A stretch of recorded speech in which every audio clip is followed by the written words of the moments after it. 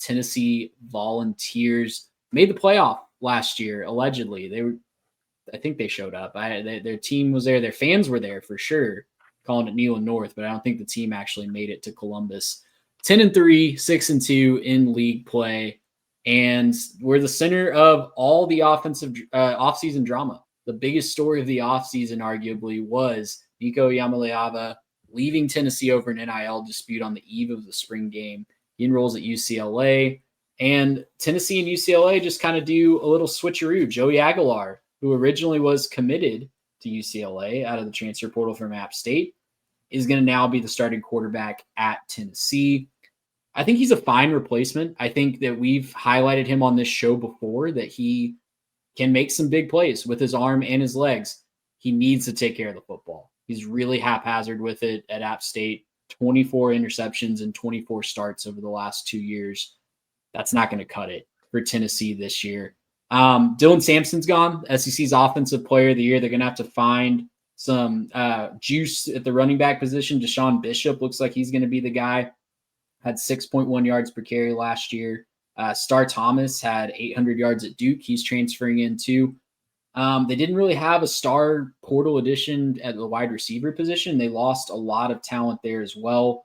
But they're just kind of rolling with the next generation. It's time for some of their star recruits from the last few years to step up. So offensively, it's hard to say that they're going to take a step back because the offense really wasn't that great consistently last year. They beat up on really bad teams, but anytime they played a defense with a pulse, it was kind of, hey, Dylan Sampson, run for a bunch of yards and we'll try to put 24 points on the board so we can win with our defense. So I'm not really expecting a big jump back on offense, but defensively, they lost a ton of talent on the defensive line, including James Pierce.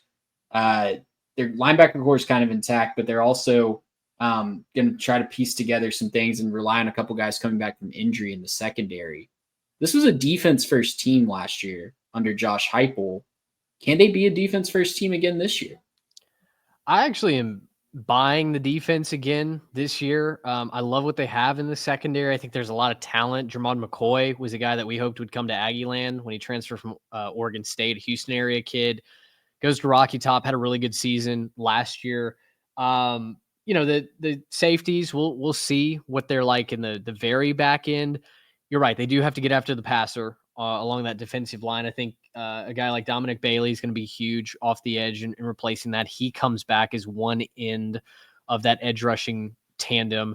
And the linebackers are intact. Jeremiah Thielander and Arian Carter are both back. So I'm buying the defense. What I am questioning is they were +6 in the turnover margin last year. The defense could take it away, but if we start chucking interceptions left and right as the passing game continues to be emphasized, I don't know that they're going to be able to rely on the running game, at least where I sit here in the middle of July.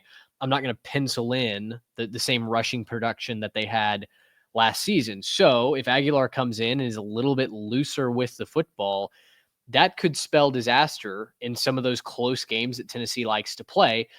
That's what concerns me more than anything, I think, as we get through these previews. Yeah, this is the team in the SEC I think I'm a little bit out on in terms of just teams taking that step. Obviously, I don't think any of us expected them to be a playoff repeat with the stuff that they lost, but I think we're really undervaluing how big of a loss Dylan Sampson is. He was their offense. I mean, they ran the football, and that was like kind of just what they did, right? They relied on him. Nico didn't turn the ball over all that often, and that was it. If they turn the ball over, they don't have that guy. He's not in there. Dylan Sampson was special. He's a very good running back. They gave him the ball plenty, and he did what he needed to with it. I'm going to be out on Tennessee, and I can feel like an idiot for it later.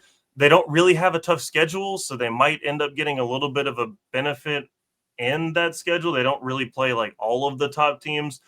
But when you play Bama and Georgia, when you play a team like, an Oklahoma or a Florida who are looking a little bit better, I think you probably end up dropping some of those and maybe just toss in one more for good measure somewhere in there where it's just, some team sneaks up and gets them that you weren't maybe expecting to. I'm going to be out on Tennessee for this year. I don't hate it. I think that Josh Heupel's a good coach, but I need to see that offensive system works outside of an elite all-time running back or some other type of, amazing player that's transcendent. We've seen guys fill in and do that. I don't think that guy's on the roster this year. Yeah, when you think back to the elite offenses that they've had, yeah, I think back to 2022 with Hendon Hooker and Jaden Hyatt Yep. and those guys. It was elite talent. It was an elite college quarterback throwing to really good wide receivers. And Joey Aguilar's fine. I think he's going to be a fine quarterback. Hendon Hooker was a great quarterback. And then name is escaping me right now, but the guy that replaced him came down from Michigan the next year.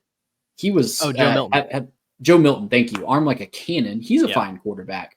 And it led to 8-4 in the follow-up to the 11-win season with Hendon Hooker. So 8-4 wouldn't shock me with Tennessee because the offense scares me enough that if the defense even just takes a slight step back, I don't think that the offense can bail them out. Tennessee's offense is predicated on running the ball effectively, bringing your safeties into the box, and then throwing to a speedster up the seam. Right? I mean, that was the recipe for success the last several years. Whether or not they have that, I think Braylon Staley's a burner. Mike Matthews is going to get a chance to shine. Chris Bazell is just a monster at 6'5", I believe is what he's listed at. Came over from Tulane last year. So plenty of talent, but if that running game isn't as efficient as what it needs to be, maybe that kind of part A of the offense leaves part B a little bit lacking. I think this is the comfiest 8-4 in the conference. I think they lose all the games that you kind of expect them to lose. Georgia, Alabama, Oklahoma, and Florida are who I've got losses penciled in at, and I think they win everything else.